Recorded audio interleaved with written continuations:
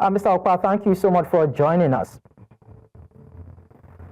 Thank you for having me. Yeah, you're welcome. So, I mean, how significant do you think Russia's victory parade on a day like this year in the context of the ongoing war in Ukraine?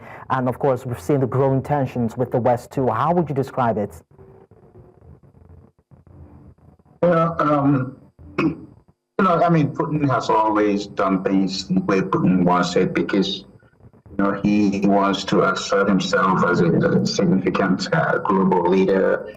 And, just like in the case of Lucifer and Jesus, they all have their own fan clubs, and they're going to swear and believe in whomever they want to align with. So, I mean, sometimes I think we pay too much attention to news by some world leaders, and then that embodies them. If you were up to me, some people needs to be ignored because silence, as like we say, is a good answer to foolishness. But again, they are world leaders, and they're entitled to do whatever they want to do. And the thing is, how effective is what they're doing, and who actually believes in them. So the hosting the parade at the 80th anniversary of the end of the World War, which a lot of leaders have gathered in Europe to do. Putin said, hey, okay, fine, you do your thing, I'll do my thing. We were part of that one. We're going to do our own parade. And I don't know whether this parade is significant to what is going on between Russia and Ukraine, or just to get attention. So certain attention is not worth, any further comment. You just ignore it, and it is what it is, and then you move on. And we cannot wish away or shy away from the quality of attendees at the event. I mean, President Putin hosted more than 24 world leaders at the year's parade. But then, what does this tell us about Russia's shifting diplomatic alliances? I was saying, there's going to be some people who like that because of what they think they're getting from him or what they're getting from him, or the fact that he has some influence on them. But you look at the entire Russia economy and their military might, the people who march and show it what they're making show of force, but their military is devastated. They don't have modern weapons.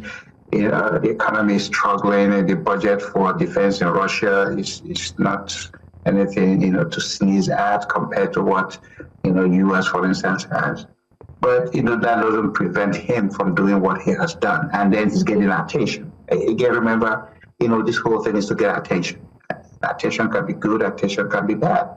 He doesn't care. So the dozen or so people who have gone to him, these may be people around Russia. There are some other countries that used to be part of the USSR that are still friendly, with Russia. The former president of Ukraine is in exile in Russia. So, again, he has the pull he has on his neighbor.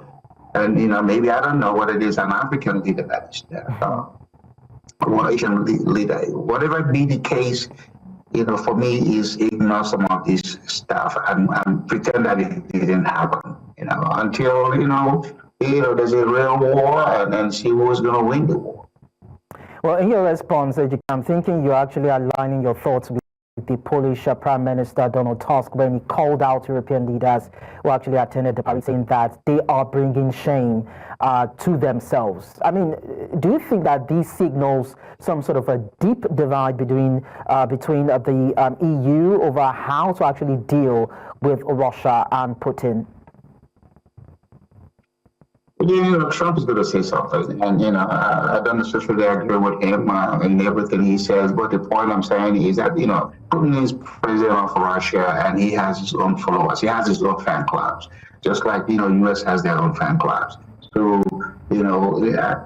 people wanting to align with him, so be it. If there's a reason to punish them for that alignment, exercise it. But if it's just a show of, hey, I'm over here, I'm over there, again, ignore it and deal with the allies that are behind you or with you, and then decide what program or policies you are going to do jointly in order to do what, bolster your own alliance. But have to respond to everything just because it's Russia doing it or China or America. It's a distraction as far as I'm concerned. You have to learn to do what, ignore certain things and pretend I didn't happen. Somebody says, oh, did you know? Oh, really? No, that's nice for them. That's good. You move on. No additional comments. Because when you make that comment, there's going to be somebody who's going to like it or somebody who's not going to like it. And that's just the nature of life. So just minimize, those things and do what you think is good for your own friends and your own self. Thank you so much, Ejike Okpa, for sharing your thoughts with us on this particular story. Well, thank you for having me.